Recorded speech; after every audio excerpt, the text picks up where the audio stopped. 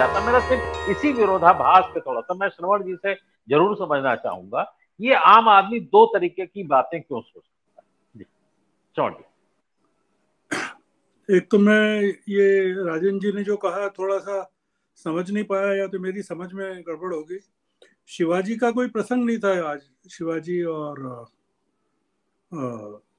तुलना का मोदी जी की कोई मतलब इस तरह की जो मैंने पढ़ा और देखा है, न तो सर्जिकल स्ट्राइक की कोई बात थी, न बालाकोट था, न कुछ था। तो वो थोड़ा सा नहीं, सर्जिकल जितना स्ट्राइक की बात सर कही है उन्होंने।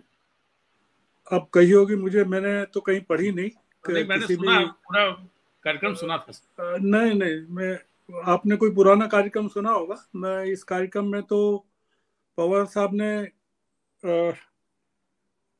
जो कहा वो जर्नलिज्म के बारे में कहा, पत्रकारिता के बारे में कहा, और मैं अपने आप को बहुत शर्मिंदा महसूस कर रहा था जब वो पत्रकारिता के बारे में कह रहे थे। 2012 का national award for excellence in journalism जो जिस संस्थान ने प्रधानमंत्री जी को दिया है, वो मुझे दिया था।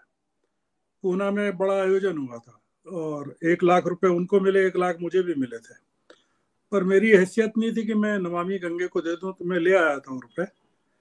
तो मुझे लगा कि ये जो संस्थान तिलक के नाम पर, केसरी के नाम पर पत्रकारिता की बात करता है।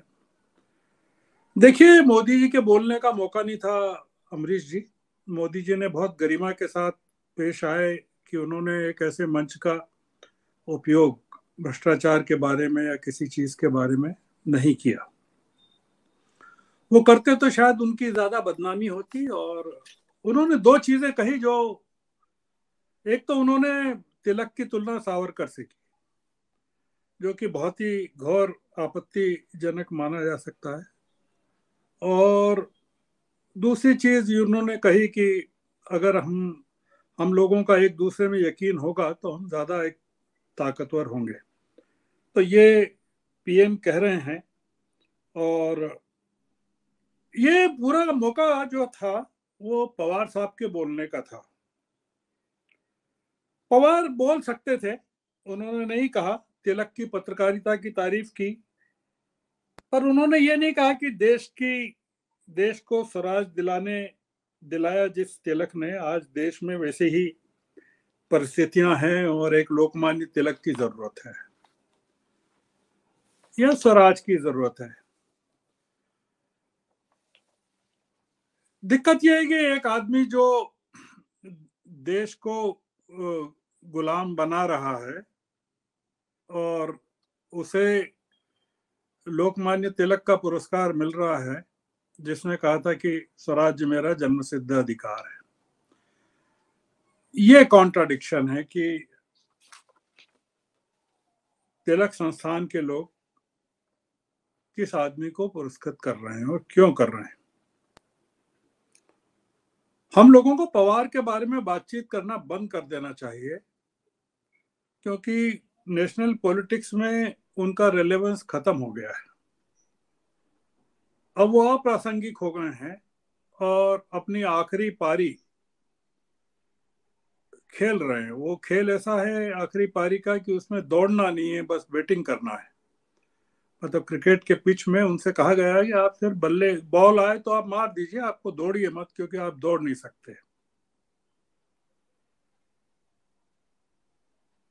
एक चीज जो गई आज के मैसेज से, जो इन्होंने सुनील जी ने भी कहा कि सारे के सारे अगाड़ी के नेता उनसे मिलने की कोशिश करते रहे और वो बचते रहे मिलने से। उनको वो शायद शर्मिंदा नहीं होना चाहते थे। पवार के एक्शन से, पवार ने जो किया, कोई किसी को कोई परेशान चिंतित नहीं है। पवार का जो उद्धव ठाकरे ने जो कहा वो ज्यादा ठीक है कि महाराष्ट्र में इससे क्या संदेश जाएगा। महाराष्ट्र में लोग पवार साहब को बहुत अच्छे से जानते हैं।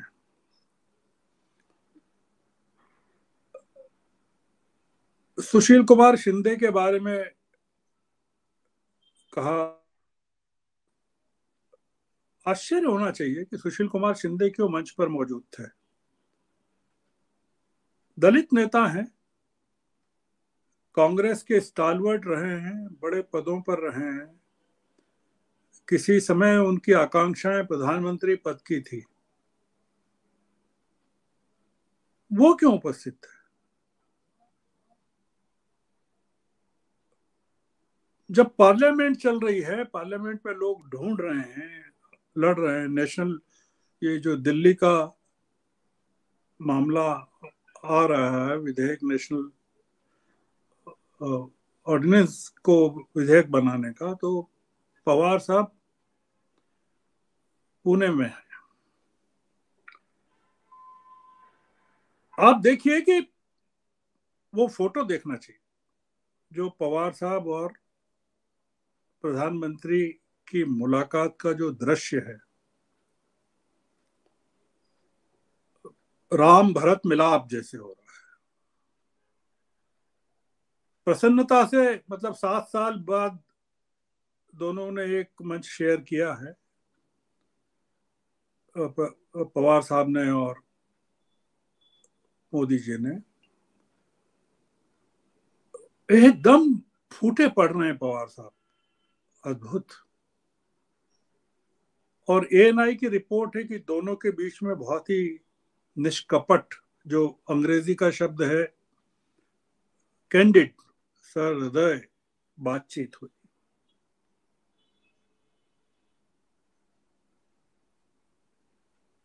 हमको इसमें ये देखना चाहिए, मतलब पवार एक नाथ शिंदे के साथ भी मंच स्टेज कर रहे हैं, स्टेज शेयर कर रहे हैं, वो अजीत पवार के साथ भी कर रहे हैं। ये दोनों आर्किटेक्ट हैं महाराष्ट्र में सरकार गिराने के और एनसीपी को तोड़ने के। पवार के चेहरे पर कोई दुख नहीं है कि मैं किन लोगों के साथ बैठा हूं। ये भारतीय राजनीति का एक लो है कि क्या क्या मतलब आप सोचिए कि जो विपक्षी गठबंधन की जो बैठक है, जो उसकी तारीख फिर सितंबर तक टल गई है, अगस्त में होने वाली थी, वो सितंबर में होगी। अगर हुई तो, क्योंकि और क्या होगा मुंबई में, जहां की राजनीति, मतलब लोग ही करप्ट नहीं है, राजनीति भी पूरी तरह से करप्ट हो जाना, वहां पर क्या इंडिया की क्या बैठक होगी, क्या विपक्ष की क्या बैठक होगी? अमरीश जी, जो एक मैसेज गया है, आप सोचिए, प्रधानमंत्री ने क्या कहा वो छोड़ दी, पवार ने कहा क्या छोड़ दी, विपक्ष की एकता को लेकर पूना का जो फोटो जो देश भर में गया है, सर्कुलेट हुआ है, और इन दोनों नेताओं के हाथ मिलाने का, आत्मीयता से मुस्कुराने का जो फोटो शेयर हुआ है, उसका क्या मैसेज जा रहा है देश में? मुद्दा ये है, मतलब प्रधानमंत्री ने बगैर कुछ कहे बहुत कुछ कह दिया,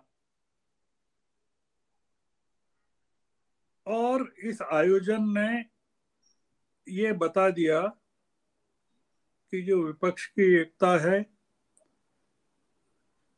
उसकी जो बुनियादें हैं, जिनको बुनियाद मान रहे हैं,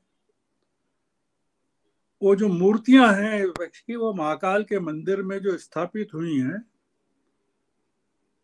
और हवा के पहले झोंके से जो उड़ गई, अंदर से खोखली हैं, वो वाला मामला दिख रहा है।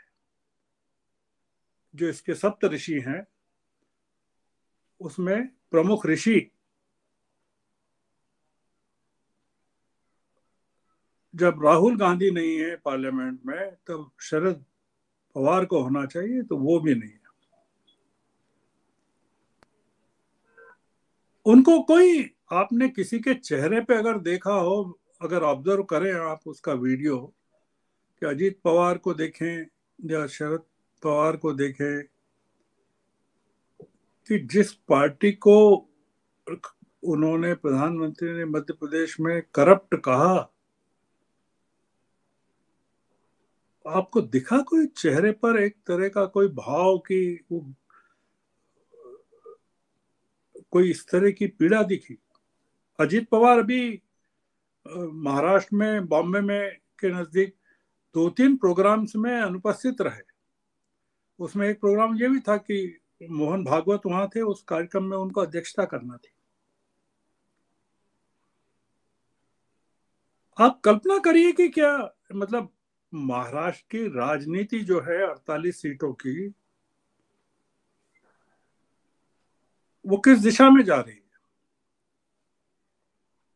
तो प्रधानमंत्री ने कुछ नहीं बोला, बहुत अच्छा किया, उनको बोलना ही नहीं चाहिए। वो उन्होंने सबसे अच्छा काम किया कि गरिमा रखी, पद की भी रखी और समारोह की भी रखी और तिलक की भी रखी, कि इस मंच का उपयोग। पर जिस आदमी को बोलना था कि जो तिलक के बहाने, तिलक के साहस के बहाने, तिलक के आजादी के नारे के बहाने बोल सकता था, इशारों में बता सकता था, इस मंच का उपयोग कर सकता था, वो चुप रहा। वो पत्रकारों की के बारे में तो कह रहा है निडर पत्रकारिता वगैरह होना चाहिए, ये होना चाहिए। उन्होंने ये नहीं कहा कि आज देश को, देश की जो परिस्थितियां हैं उसमें एक बार फिर तिलक की जरूरत है। तो इसमें हमको जो तकलीफ होना चाहिए, हालांकि ये कार्यक्रम ऐसा है कि इसमें इंदिरा जी को मिला है, खान अब्दुल गफ्फार खान को मिला है, अटल जी को मिला है, डॉक्टर मनमोहन सिंह को भी मिल चुका है, ये सम्मान मिल चुका है। तो इसलिए कोई बहुत महान ये एक्सेप्शन रहे हों, जो एक चीज प्रकट होती है वो ये होती है कि महाराष्ट्र की राजनीति सत्ता के साथ चलती है, केंद्र की सत्ता के साथ चलती है, और महाराष्ट्र की राजनीति पर विपक्ष को, राष्ट्रीय विपक्ष को भरोसा नहीं किया जा सकता। राष्ट्रीय विपक्ष भरोसा नहीं कर सकता महाराष्ट्र की राजनीति पर। ये जो इसका जो कंक्लूजन हो सकता है कि अगर कोई नेशनल कोलिशन या राष्ट्रीय विपक्ष को अगर देश में वैकल्पिक राजनीति के लिए संघर्ष करना हो, तो वो जैसा भरोसा, जिस तरह का भरोसा कुछ हद तक बिहार पर कर सकते हैं या कुछ और मतलब साउथ पर भी कर सकते हैं, तमिलनाडु पर कर सकते हैं, वैसा भरोसा महाराष्ट्र पर स्थायी नहीं होता। वो महाराष्ट्र की राजनीति का कुल मिलाकर यह है कि मंत्रिमंडल चाहिए और करप्शन चाहिए। तो वो करप्शन के लिए जो प्रोटेक्शन चाहिए वो प्रधानमंत्री ही दे सकता है। इसलिए ये जो आज का पूरा एपिसोड है, ये हमको विपक्ष की राजनीति के भविष्य के लिहाज से मैं पवार की भूमिका के हिसाब से ही देखना चाहिए, और पवार ने स्पष्ट कर दिया है कि उन पर भरोसा नहीं किया जाए। ये हो गया है कि अब वो महाराष्ट्र में बैठक का क्या होगा, नहीं होगा, वो तो अब देखेंगे क्या होता है। पर ये इसका जो संदेश है वो जो मैं समझ पाया वो इतना है। बिल्कुल। अनिल जी, मैं आपके पास आऊं। दरअसल अभी श्रवण जी जो बात कह रहे थे